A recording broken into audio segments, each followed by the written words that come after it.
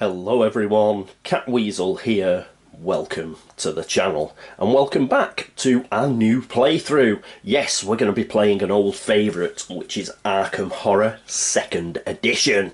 Really looking forward to this one. Haven't played it in a while. I was quite surprised actually. It's been over a year, so I'll probably be a bit rusty. But I'm really looking forward to playing this one.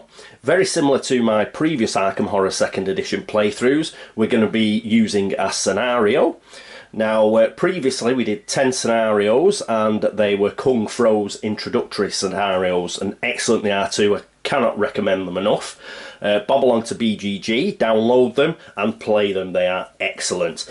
And we did pretty well. Out of 10, I think we won 9. I think Kingsport gave us a game. Yeah, there's something in the mist. Kingsport gave us a good shoeing, as I recall. But other than that, we did really well and managed to win. So, woohoo! And what we're going to do now is we're going to use another set of scenarios, which are by Wolfpack48 on BGG, Gil, and he's put together a selection of scenarios which specifically deal with those ancient ones that aren't used so much. So they're really good, they're really thematic, and as is the case with these sort of scenarios, obviously a bit of jiggery pokery has to go on. The reason why I've picked this one, which is Tendrils from Below, is because this requires the least jiggery pokery, and as I say, I am a bit rusty. So all we're using is the base game, apart from a few tweaks, which I'll go through shortly. And because we're not using any expansion boards and stuff, it's a lot easier to set up, and I'll be able to get my bearings a bit quicker. Well, hopefully, anyway. As you can see, we've got the base board out. We've put things out like the clues onto the unstable locations. They're out already, so there's 11 of those out on the board. We're going to be using the base game 11 allies, so they're in there. So no need to go through them. We all know who the base game 11 allies are. And as regards the number of investigators, we're going to play with 4. So because we're not using any expansion boards, that means our open gate limit will be 7. And we've got an outskirts limit of 4. As you can see, we've got a little die there on a 4 just to remind me that it's at 4. Our monster limit will be 7. And the monsters that are drawn for gates will be 1. So we'll be drawing a single monster per gate. Because we are just using the base game, we have the base game mythos and the base game gate cards. You'll notice that these are now sleeved. Now, I wouldn't normally sleeve these cards for 2nd edition because this is old school FFG, and the card stock and the components, they were excellent. Absolutely brilliant. The only reason I've sleeved them now is because this game is now sadly out of print. It has been superseded by the god-awful 3rd edition, and unfortunately this is out of print. If anybody does want 2nd edition though, don't despair, because this was in print for, it was in print for well over 10 years. Well over 10 years. There are thousands and thousands and thousands of copies out there. It is not unusual to go into a game store and find one still in shrink. But that's now. As entropy takes its toll, then there will be fewer and fewer copies available. So if you do want to stock up on your 2nd edition expansions and the base game and everything else that goes with it, then I suggest you get your skates on, because otherwise it will start getting more and more rare and more difficult to replace anything, which is why I've sleeved my cards. The cards themselves don't really need sleeving, but I'm thinking, you know, if I knock a drink over or something like that, then I'd just be devastated. So to lose this game. So what I've done is I've sleeved them, but that's the only reason why, in case anybody was wondering. Okay, so we've talked about the sleeving. Anything else? Yes, because I'm rusty and I'm playing Tendrils from Below, we don't really have to do much jiggery pokery. I'll just go through that now. First of all, what sort of components are we using that are not from the base game? Well, we have the injury cards and we have the madness cards from Dunwich Horror. I always recommend using those. They are excellent. We are also using the battle cards from Kingsport Horror, so if the worst does come to the worst and Nyogtha does wake up, then what we shall be doing is we'll go straight into the final battle using those cards. We have also got the personal story cards from Innsmouth. We'll be using those, and the relationship cards from the Lurker in the Threshold. We have the Miskatonic skills mixed in with the normal skills. They're in here. But other than that, you know, common items, spells, unique items, Mythos itself, the gate cards, they're all just base game only. It just makes it a little easier for us. And is there anything other than that? I don't think so, but if there is, I'll let you know. And what other changes are we making for this particular thematic scenario? Yes, in order to make it more thematic, we have to do stuff. And one of those is we use something called primary gates. Now, primary gates are gates that are sort of really related to the ancient one that you've got in play. So you'd expect, for example, if you were up against an ancient one from the Dreamlands, then obviously you'd expect the Dreamlands to be in play a lot more often. Or you're against Cthulhu, you'd expect Relay to be in play more often. And that's the idea behind the primary gates. Now for Nyogtha, the primary gates off the main board are Another Dimension, the Abyss, Yuggoth, and the Plateau of Leng. That's where he likes to hang out, basically. Because of that, what we've done is we have taken the gates for those 4 particular other worlds and we have put them in a bag. Now there's 2 each. Why do I say 2 each? Because we're using the Lurker at the Threshold gates as well as the normal gates.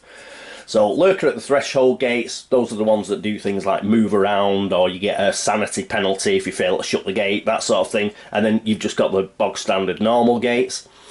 So we've got 2 each of Another Dimension, the Abyss, Yuggoth, and the Plateau of Leng. That makes 16. So 16 of those went into here, and that's the reason why we're using a bag, because otherwise we'd be able to tell whether they were a normal gate or a Lurker at the Threshold gate. This way, when we pull it out of the bag, we won't know. Won't that be exciting? Now, there are 20 gates in there. 16, as I say, are accounted for. Now, out of the City of the Great Race, the Great Hall of Celiano, the Dreamlands, and Relay, we have taken 2 normal gates at random and 2 Lurker at the Threshold gates at random out of the remainder. So it may be that we got 4 Relay gates. But hopefully we'll have, you know, a good mix.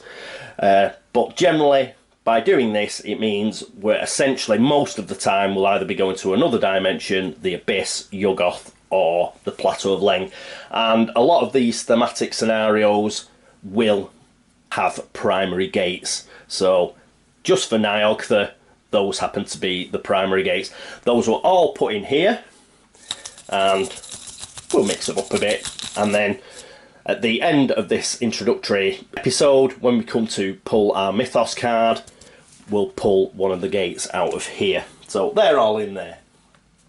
Excellent. Another thing that we do is we only use 25 Mythos cards. Yeah? So we've got a massive stack here. And what we'll do is we'll give this a bit of a shuffle and a cut, and then we'll pick 25 off the top. Now, because we're only using the baseboard here, we could really just use them all. Yeah, the main reason why we cut it down to 25, or Gil cut it down to 25, is when we're using expansion boards. So we'll take a certain amount of the base game Mythos and a certain amount of Mythos from whatever expansion boards that we're using, and then we're more able to make it a good mix between the two and make it up to 25. It's very rare that you go over 25 rounds in Arkham Horror anyway. I think I've done it once in my Dunwich Horror playthrough, and oh god, I thought it'd never end. And this is a good idea. You can either use the 25 that you take out, and when you get to the end say, right, that's it, final battle time. Or you can just go to your, the pile that you didn't use and start using those if you fancy a longer game. But up to you totally, and it's a good way of cutting down on the game, if you don't want it going on forever. So we're just going to pick 25 of these. So 1, 2, 3, 4, 5, 6, 7, 8, 9, 10. 1, 2, 3, 4, 5, 6, 7, 8, 9, 10. 1, 2, 3, 4, 5. So that's 25. Put the rest in a discard over here. So that is our mythos stack. The gate stack is going to stay as it is. So we'll just give those a quick shuffle and a cut. And those will be ready to go. So that is our gate stack. Pop those over here. And so we've sorted out the gate stack, we've sorted out the mythos stack, and in fact let's put the mythos thing in there. There we go, super. We've explained the gates. So we'll leave those there. We've got a gate stand there ready. What else to go through? Oh yes, when we do pull a gate, obviously we'll be pulling a monster.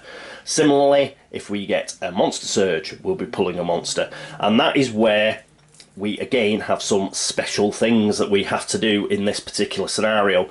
We have 2 monster cups. We have the usual big bag of doom. And what this is this is called the Nyogtha cup.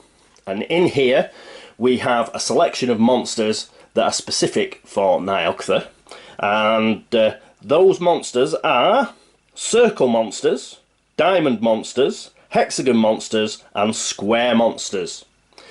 But because we also have the plateau of Leng, I couldn't resist putting in the 4 Leng spiders. Now Leng spiders are slash monsters. They shouldn't really be in here as per the scenario itself. But it just seemed a bit odd that we might be going to the plateau of Leng and we've got no chance of meeting a Leng spider, so I'll just chuck the Leng spiders in. I don't think it really matters, and I've done it anyway. So there we go. That is the Nyogtha cup. Now this rather fetching Hessian bag, this lovely saffron coloured one, this is our Earthbound cup. Now we use this when we open a gate and we get a monster, and in here the monsters are all bound to the earth. So we've got things like zombies, vampires, ghouls, ghasts, ghosts, all your sort of undead like mummies, that sort of thing. They're all in here, and they are the ones that are attracted to any gates that open in Arkham. So they are in here. We pull out of here for a gate, we pull out of the Nyogtha bag for a monster surge. So that's quite straightforward. So there we are. We also have a set of investigators that we have to pick from, a specific pool. There are 8 of them. So we've got Agnes Baker, Dexter Drake, Jim Culver, Rita Young, Sister Mary, Tony Morgan, William Yorick and Wilson Richards. And what I've done is I've popped all of their investigator markers into here. So there's 8 investigator markers in here, and we'll pick 4 out. We may as well do it now. So our first investigator is Wilson Richards. Dun, dun, dun. Put him here. Our second investigator will be, come on, Rita Young. Our third investigator is going to be, let's get down to the bottom. Not you, you're at the top. The bottom, yes, you. William Yorick, the Gravedigger. And our final investigator, come on, let's have another girl. And yes, we get Sister Mary. So, excellent stuff. So those are going to be our 4 investigators. And those are the unlucky 4, Dexter and Jim and who else? Tony and Agnes. Unlucky kids. but we will keep them in the background just in case somebody snuffs it. Okay, so those are our 4 investigators. We're going to be using Kung Fro's starting possessions, and but I'll do that off camera because it does take a while. There's a lot of cross-referencing and stuff involved, especially as regards relationships and things like that. But at least you know who our 4 investigators are going to be. I will come back once I've sorted out all their starting possessions and stuff. I'll come back and we'll go through them and get to meet them properly. And what does that leave us with? I think it leaves us with Nyogtha himself, doesn't it? So let's take a look at him. Right, Nyogtha again. You see, he's got a little sleeve as well. So, I was glad I could get one the right size actually. But anyway, Nyogtha, as you can see, he's a sort of liquescent, amorphous, like black sludge. And there are his tendrils, you know, going away into the distance. And he sort of lives below ground, and he can sort of get anywhere. I always think of, you know, you watch those horror movies where something comes out through somebody's sink or something. Like, he's like that. He's just like there underneath the city, like bubbling away. So here's Nyogtha, tendrils from below. While Nyogtha stirs in his slumber, at the start of the game, place the Tendril of Nyogtha monster token on this sheet. There's that. So let's have a quick look at it. So it's -2 to sneak past. It is a diamond monster. And there it's got its special like red dot to say it's a special monster. So ambush. Dun, dun, dun. And it's also physically immune, so probably a good job we've got Systemary with us. If the Tendril of Nyogtha has not been evaded or defeated after the second round of combat, the investigator is devoured. So this is a nasty thing. So if we're going to fight it, we better make sure that we kill it. Black-bordered monster, so it moves normally. -1 on the horror check, and you can lose 2 sanity. It's got 2 toughness. It's -2 on the combat check, and again you can lose 2 health. So it's a nasty piece of work. Nyogtha himself, he has a doom track of 12. He is a Innsmouth monster as well. Ooh, -8. That's tough. That's tough. His worshippers. Nyogtha is worshipped by a variety of beings in return for teaching them spells. Witches, warlocks and ghouls gain +1 toughness and physical resistance. So we'll have to bear that in mind. So if we start, witches are in that Earthbound Cup as well. So, and warlocks. So any of these start coming out, they're going to be a lot tougher, yeah? And we'll go through the final battle thing if it comes to that. So we'll put him away to one side. Oh, apologies if I sound a bit bunged up. The reason for that is I am a bit bunged up. So I've had a bit of a cold. I've also been to London, which is why there's been a bit of a hiatus between the coming soon and the actual playthrough itself. And as soon as I got back from London, I got this horrible cold, so that's backed me up for a couple of days as well. But hopefully I'll get this out. I've got some, I've got some shifts coming up, so it might be next week before we actually start, but what the hell, let's get the introduction and setup out of the way. Alright, so anything else to mention before I quickly go away and pull our investigator stuff together? No, I don't think so, so I shall see you in a bit. And here I am back with Wilson. Wilson is going to be our first investigator. I've sorted out the sequence for our investigators. He's going first. And we'll go through what we've picked out for him. So, first of all, he's got 5 sanity and 5 stamina, so that's pretty good. I've popped those in there. And he starts at the train station. Here's his standee. Now, you notice I've given him a clear stand. If he's blessed, he'll get a blue stand. If he is cursed at any point, he'll get a red stand, and that will help us to remember. So we'll pop him on the train station. He's just arrived in town. That's great. Pop him over there. Now, he's a jack of all trades. So upkeep, when we're adjusting skills, Wilson may set each of his sliders to any stop he wishes, regardless of his focus. For the time being, I've just put him at 2 speed, 4 sneak, 1 fight, 3 will, and a law of 1 and a luck of 4. But I might change that. We'll see during the upkeep phase of the actual start. But that will be next episode. Okay, what skill did he get? He got himself sneak. So he's got +1 sneak. When you spend a clue token to add to any sneak check, add 1 extra bonus die. So that's okay. His fixed possessions. Now, normally he'd get $4. But with Kung Fro starting possessions, he actually gets an extra $1. So he's got $5. He will gratefully receive that. He gets 3 common items, which are a motorcycle, so he can exhaust to get 2 extra movement points. He also gets a shotgun, which is a physical weapon, +4 to combat checks. Any phase when using shotgun in combat, all 6s rolled count as 2 successes, which is excellent. It's a 2-handed weapon. And he also has a bottle of whiskey. Any phase, discard whiskey to reduce sanity loss by 1. So that'll be extremely helpful.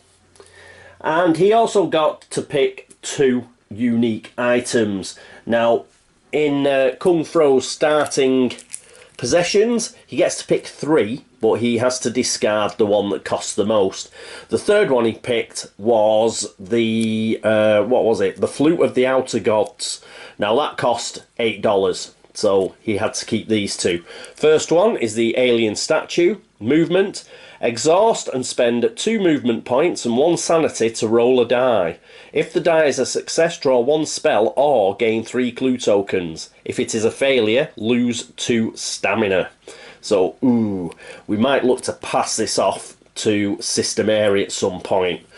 But, yeah, that's a bit grim. As far as a unique asset, you know, a unique item goes.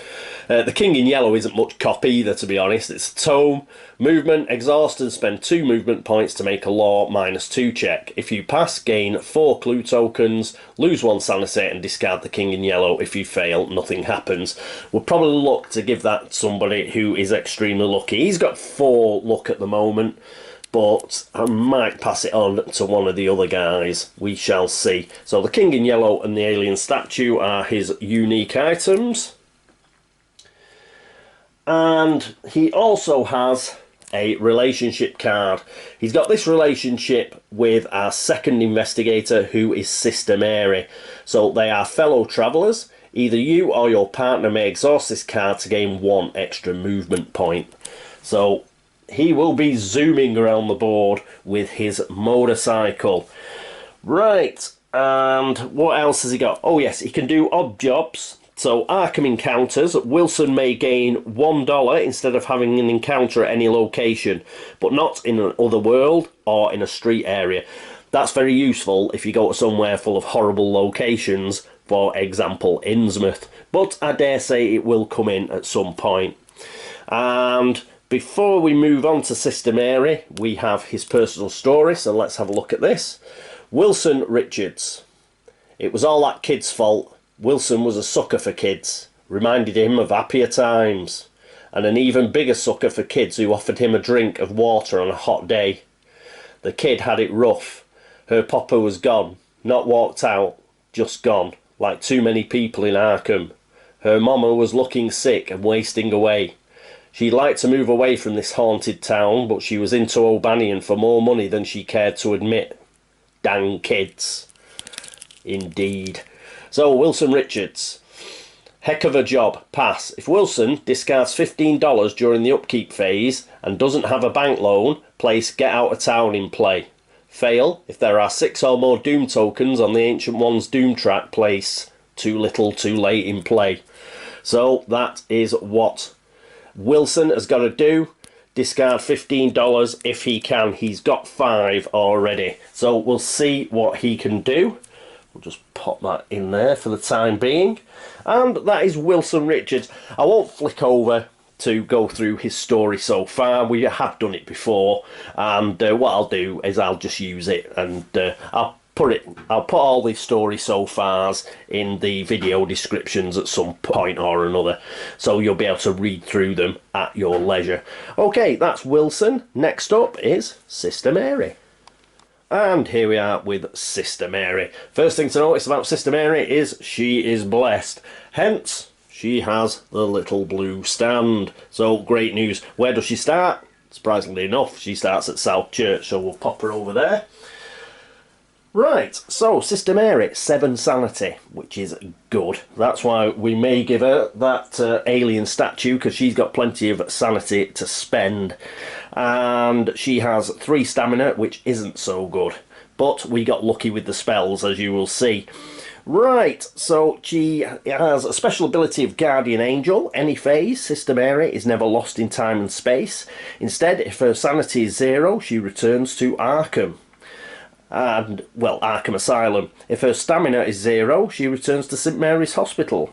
If neither her sanity nor her stamina are 0, she returns to South Church. So, good stuff. And as regards her possessions, she has a blessing, obviously, so we'll have a quick look at that.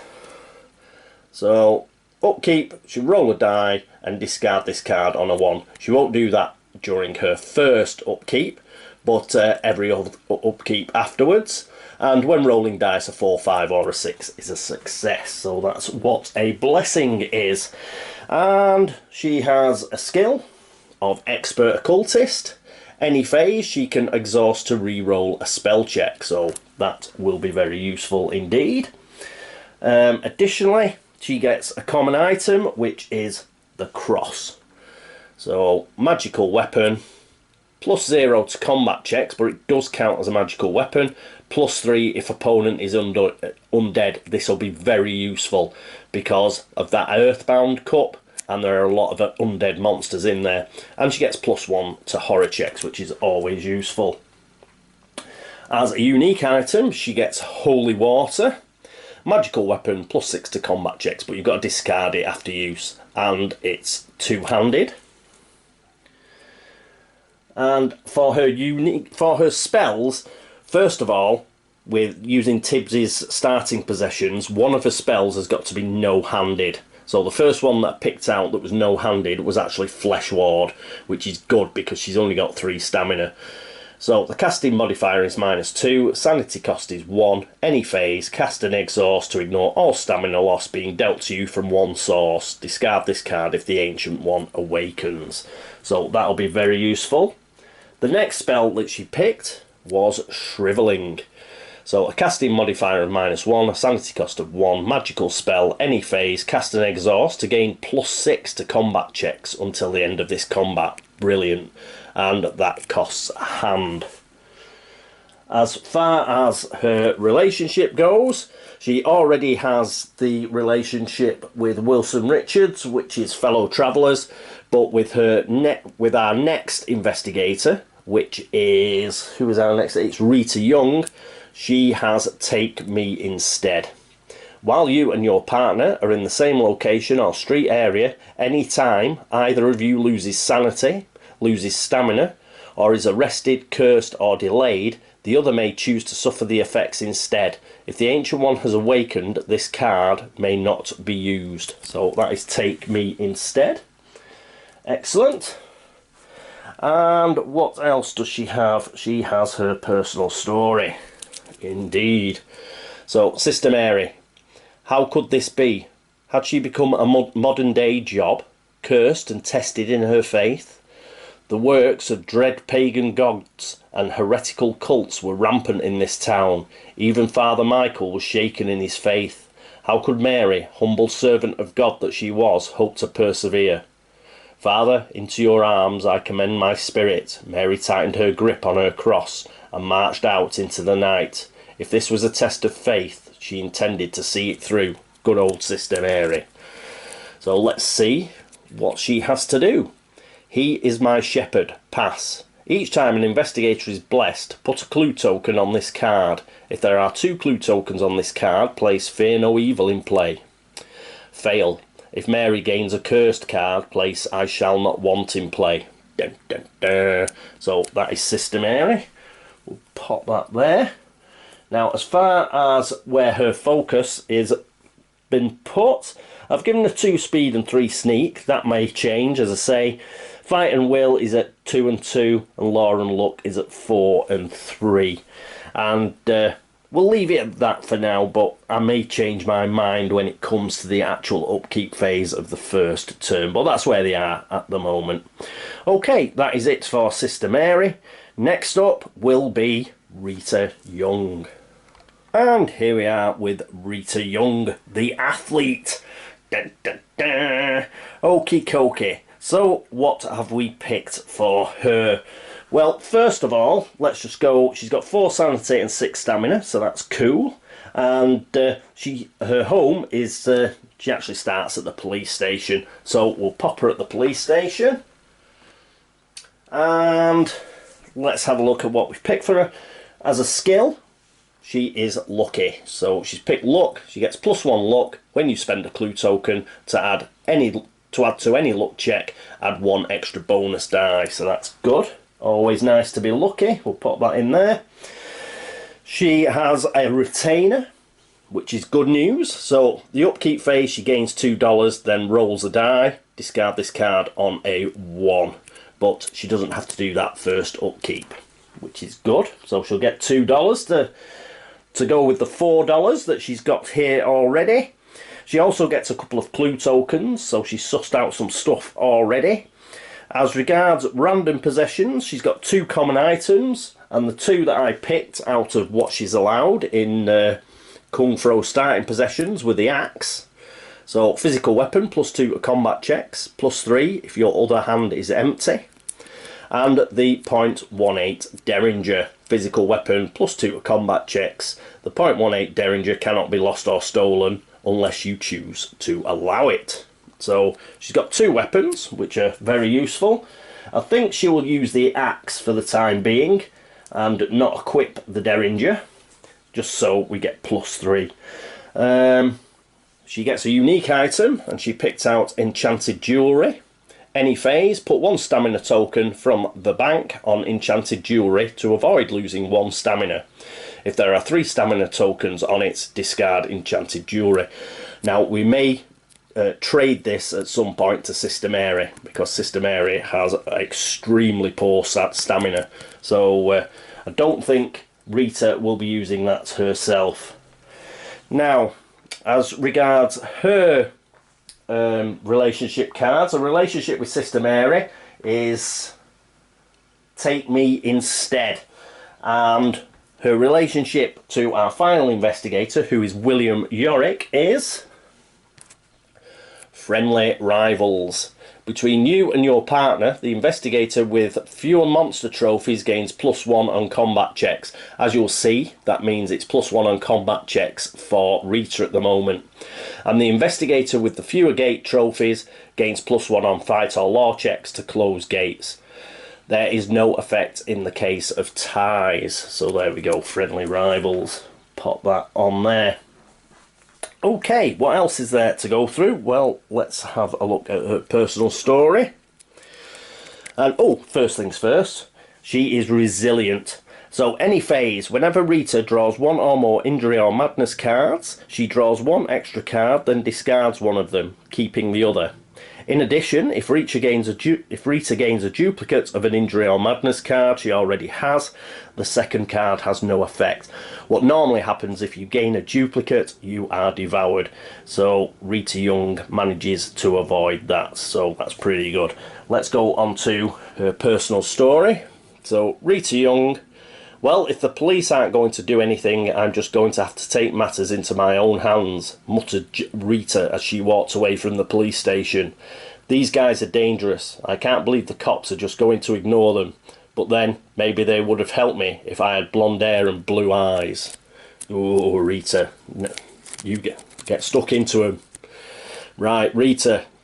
Hunting the hunters, pass. If Rita has 3 or more monster trophies, including at least 1 cultist, justice is served in play. Now, we're going to change this round, because the nature of this particular of the monster cups in this particular scenario means you cannot get a cultist, because there are no cultists in the bag. Yeah, because cultists are crescent monsters. So what we're going to do is just say 3 or more monster trophies and ignore the cultist. Yeah. Now, could do it the other way, which was to say, like, you can never pass. But no, I'm not doing it. So I'll tell you what we'll do. We'll make it 4 monster trophies, yeah, rather than 3. She's got to get 4 monster trophies, and we'll ignore the bit about the cultist, because she can't actually get a cultist in this particular the way the game is set up.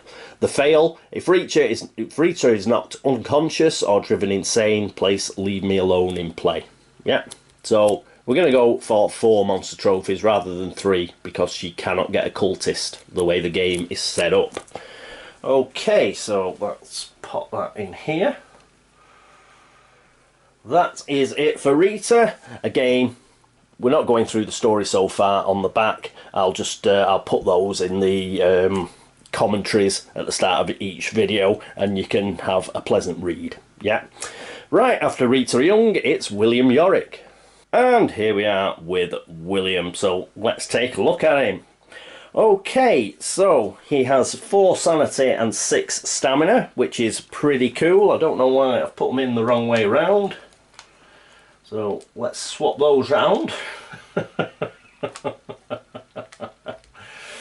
Right, there we go, that's better. So he's got 4 sanity and 6 stamina. He's also got $5. Now, he should only have 4 according to his player sheet, but we're using Kung Fro's starting possessions, and he gets an extra $1. So he's not going to turn that down. He has random possessions. He gets 2 common items. So out of the list that he's allowed, he actually got a 38 revolver, which is good, which is +3 to combat checks. And he also found a lantern, with him being a gravedigger who was probably one knocking around the graveyard, and that gives him +1 to luck checks. So those are his common items. As far as his unique items go, well, he found at least one funky unique item. He found the Lamp of Al-Hazred, which is really good. A magical weapon, +5 to combat checks. Does take up both of your hands, but that is very good. He's also got Nameless Cults, a tome. Movement, exhaust, and spend 1 movement point to make a law -1 check. If you pass, draw 1 spell, lose 1 sanity, and discard Nameless Cults. If you fail, nothing happens. So he might use that, or he may pass that along to Sister Mary. Haven't made my mind up yet. We'll pop those in there. As regards his relationship, he's got the friendly rivals relationship with Rita, but with Wilson they are both hunters. So when you and your partner are in the same neighbourhood, either of you may exhaust this card before making a combat check against a monster to reduce its toughness by 1 to a minimum of 1 during this combat check. So they are both hunters. Excellent. What else does he get? Well, he gets 3 monster trophies. So I've took these out of the Nyogtha Cup at random, and we did okay because we got a Proto Shoggoth, which has got 3 toughness, so that was a good find. The Byakhee not so much, because that's only at 1 toughness, so that's 4 toughness up to now. And the final corpse that he found in the graveyard was the Elder Thing, and that is 2 toughness. So he's got a total of 6 toughness of monsters there, which is very good. So he had a good delve and got some good monsters there, so that is pretty cool. I've set his sliders, again, just I may change these. He's at 2 speed, 2 sneak. His fight and will is 2 and 5, and his law and luck is at 4 and 1. As regards his personal story, let's have a quick look. Focus. When William dug up the first corpse, he couldn't believe what he was seeing, but he put it into the shed for safekeeping anyhow. When he found the second corpse, he began to get a little worried, but he put it in the shed with the other one. After the third corpse turned up, William decided he was going to have to talk to Father Michael about them. After all, the shed was getting kind of crowded. Nice one. Okay, William Yorick. Things undreamt is the pass. If William is blessed, place heaven and earth in play. Well, he's at the right place, because I imagine, yes, he gets sent to South Church. Fail, if William is knocked unconscious or driven insane, alas, poor Yorick goes into play. So that is his personal story, and I'm sure he goes to South Church. He does, so we'll pop his investigator token there, where he is with Sister Mary. So they're both together at South Church. Excellent. Perhaps we can do some swappage virtually straight away, do a quick trade. I think that is it for William Yorick, and that is it for the investigators. So let's go back to the board, and at the board we shall draw our first Mythos card. And here we are back at the board, so let's get on with it. So these are the 25 cards that we got. We'll give them one last shuffle and a cut. Then we will see what we get. Okay. We get Strange Tremors Cease. Now that is a good thematic starting card. Headline: all Chthonians and Doles in Arkham are returned to the cup. Well, there aren't any.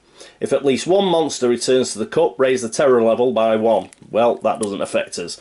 A clue appears at the unnameable, and I'm reading this card the wrong way round, so forget about that. We start with Independent Square and a gate.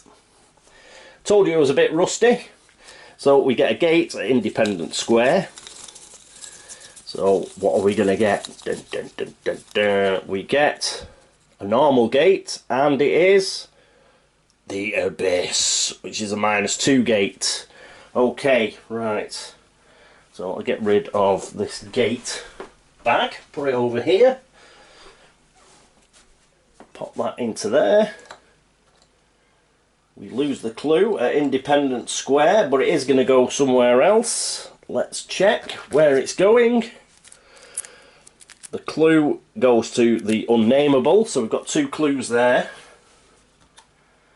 So we've got 2 clues at the unnameable. We could do with getting somebody there, like Wilson, for example. And we've got monster movement, but I should have picked out of the Earthbound Cup, so we'll do that now. So let's get to the bottom. So probably some undead is going to come crawling out at Independent Square, and it is a mummy, which is a hunter as well, I think. I think that's what purple means. Ooh, not a good start. So a mummy, it's -1 to sneak past. It's a crescent monster. Undead, it's physically resistant and magical resistant. Remember, that is different in Arkham. Resistance in Eldritch Horror means it's immune, but it doesn't in Arkham Horror. So physical resistance and magical resistance just means like it's, you know, it halves it, if you understand what I mean. So it's -2 for the horror check, or you lose a sanity. -2 for a combat, and you can lose 2 health, and it's got 3 toughness. Ooh, we will use one of our stands. So we've only got 6 stands left, and we have got a rather nasty monster. So that's not a good start. Okay, now we'll go back to monster movement. Do we have crescent monster movement? No, we do not. We had hexagons, slashes, triangles and stars, so that didn't affect us. We've already read Strange Tremors Cease. We didn't have Chthonians or Doles. We didn't take anything back to the bag, so we don't have to raise the terror level. Okay, so that was our first card. We'll discard that.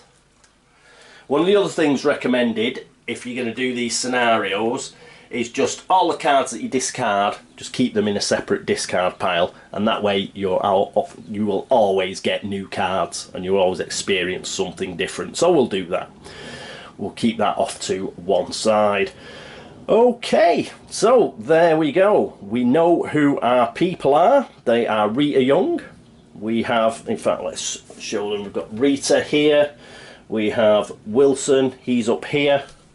And down in southern Arkham, we have Sister Mary and William Yorick. Our first investigator will be Wilson, so when we start turn 1 next episode, he will be up, and we'll see what quick trading we can do, whether we can pick some stuff up quickly, and if we can send somebody to Independence Square to try and kill this mummy, which is a nasty first monster to get first up.